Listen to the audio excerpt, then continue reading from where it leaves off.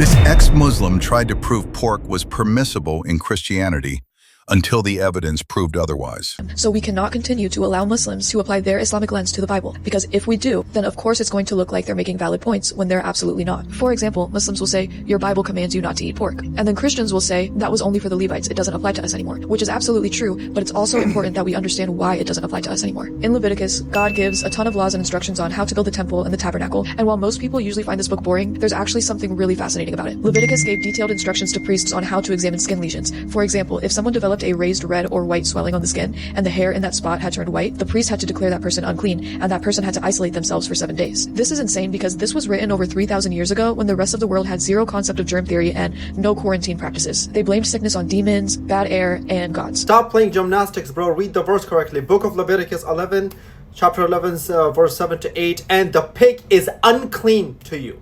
You shall not eat any of their flesh. Where exactly do you get this theory that it was causing people swelling skin? It was causing them all of that stuff. Where did you get that? Where did you get that? Because there is no verse in any the Old or New Testament regarding this. None. Zero. So we call that interpretation.